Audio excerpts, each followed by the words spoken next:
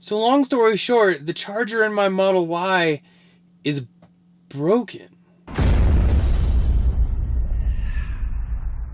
So when I say my Model Y charger is broken, we're talking about our phone charger. In the Model Y, it comes already delivered with a wireless charging pad. Now in Model 3, you had to buy it separate, but now it comes included, which is great. We love included stuff, with one caveat: if it works.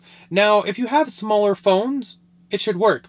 But here I have the Galaxy S20, and it doesn't work with pretty much any of that lineup. The Ultra, the Plus, the E, as well as the larger iPhones.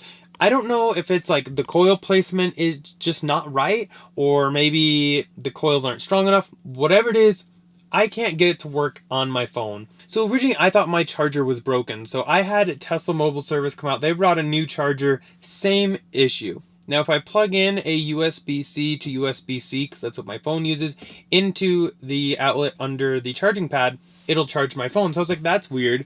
So we tested it with the service guy's phone. He had a smaller Samsung, and it worked. Now it'll work on my phone for about 5 seconds, and then it says unable to charge. I actually reached out to Jeda to see what their options were, because it clearly is a problem with the Tesla charging pads, either the coils not being in the right spot or not being powerful enough. And they actually were telling me they have a new product coming out, which is very glary right now because it still has the protective plastic on it. But this is the Jeda Wireless Pad version 3. We're going to talk about it a little bit and see, does it actually solve my charging issues? Because not being able to use my wireless charging pad is a huge bummer. That's really all I use. I don't remember the last time I even plugged this phone in. I use everything wireless. There's no need to actually physically plug it in. So I haven't even opened it. As you saw, it had the plastic on it, but here's the box, and you have the back. It does say for Model 3 and Model Y. So here you have the Jeda pad right here. Looks very similar to the old ones. Doesn't have the lip down on the bottom though.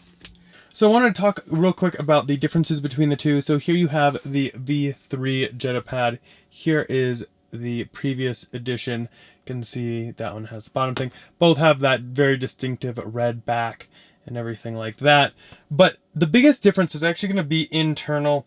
This new one has enhanced PCBs, so it's more reactive at charging and will charge through thicker cases, which is great because who doesn't have a case on their phone? I don't know, maybe comment down below if you don't, but I've had one on every single phone of mine. But also phone clearance for super small phones like the iPhone SE, and also on the flip side, super large ones like Galaxy S20 Ultra. And then it comes with 2 USB-A to micro USB cables. Now, right off the bat, I can kind of see here this might be a slight problem. Their hub hasn't come out yet. And under here, under the charging pad that comes with the Model Y, you have a USB-C outlet, and that's what the charging pad uses. And then you have one USB-A outlet. And for that, I actually use it for my Sentry mode and my dash cam. I have a SSD plugged into it right now. So I really don't have any other areas to plug these in at. Now, I could try a USB splitter, so we'll obviously try that and see how that works. But as soon as the hub comes out, that would solve all this because it has a lot more ports and everything. So hopefully that comes out soon so we can take advantage of all that. But I really want to just try and see if it'll even work, because as it is now, I can't even use the charging pad with my phone. And the nice thing with the Jeda one here is you actually can do 2 vertical phones or 1 horizontal phone, which is pretty dope. This one doesn't have anything down here, but they do come with spacers that you can actually use, so you can still have the wired connections in there in case you have someone in your car that doesn't have wireless charging capabilities. So I want to show you guys how to actually install the spacer if you want to use that. Go ahead and remove the pad, but the nice thing is it does have these that are easily removable. And then you can kind of flip this up, push it to one side, your left, and it'll pop right off. And this will just act as a spacer. We'll go in here, and that's where you can route your connected cables if you want to offer those to your friends, family, whoever's in the car with you. And then you can go ahead and connect that right back to it. And we can go ahead and connect the charging pad back to these cables. Now my phone actually fits here without the spacer, but if you do have a thick case, you'd want that spacer just to give yourself more room. So it'll sit there and everything, but either way, it's really kind of up to you. And I forgot to mention this earlier on, but Jeda is actually extending a discount code for you guys if you would like to buy a Jeda wireless charging pad V3 or anything else actually on their site. It is a site-wide code. Using code Tesla Inventory will get you $10 off your purchase. So let's go ahead, get this in, test it, see how it works. So in our center console here, which we have that carbon fiber effect shell from Abstract Ocean on. We're just gonna raise this. This is the pad that is causing me so many issues. So we're just gonna take out some of my junk here. So in here, you have these, and currently I just have my SSD plugged into that USB-A port until the new Jeda hub arrives. So we're gonna unplug that for a second. And we're gonna also unplug this USB-C charging pad. But first, let me show you how it works. So when I put my phone on there, you will see it will actually say it's starting to charge. Awesome, love it. But if you give it just a few seconds, it's gonna pop up and say like unable to charge or something along those lines. Wireless charging pause, that's what it is. Now it's not charging, which kind of defeats the point of having a wireless charging pad. Now, we have tried it in both spots. We've tried literally everything. We've even tried it upside down with and without the case, because currently it does have a super thin case. But we've tried everything. Can't get it to work on here. So hopefully this Jeda pad does the trick here. We're going to go ahead and remove that, unplug this, and pull this right out. Then what we're gonna go ahead and do is take our Jeda pad, which I just plugged these right into, and go ahead and put those through that hole right there and filter those down below. Okay, so we are in there solid now.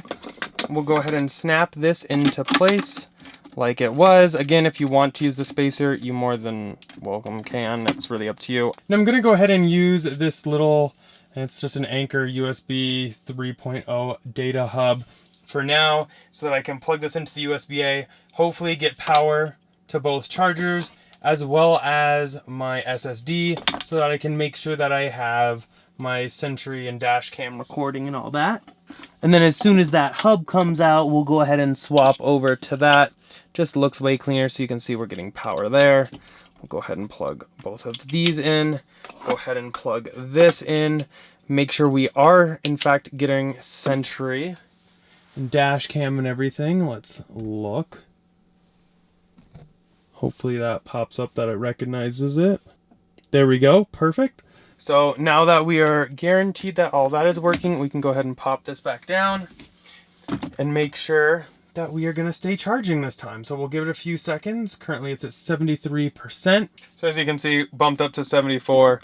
We can show you on this side charging and horizontal also charging. So really love that you have so many different options here. And since everyone loves to see how fast it's actually charging, we'll go ahead and put it on here. Now I'd love to compare it to the OEM Model Y charging pad, but unfortunately I can't because it doesn't charge. But here we'll let you see. And we also have to remember this is from one USB port to a hub to both pads. I'm sure that once we can get that Jeda hub in, that'll definitely be a lot faster. But for now, this is a good alternative until that comes in. That will actually allow me to wirelessly charge.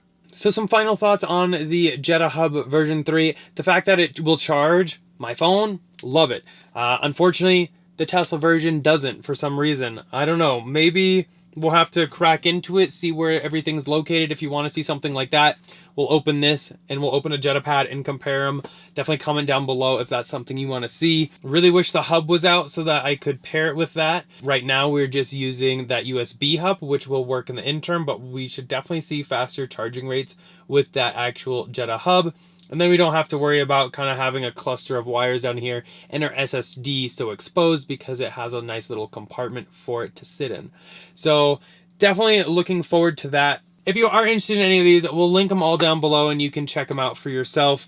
Let me know down below too, have you pre-ordered one of these? Is this something you're excited for? Do you have a larger phone? Has your Model Y charging pad worked for your larger phone? Comment down below and we can talk about it down there.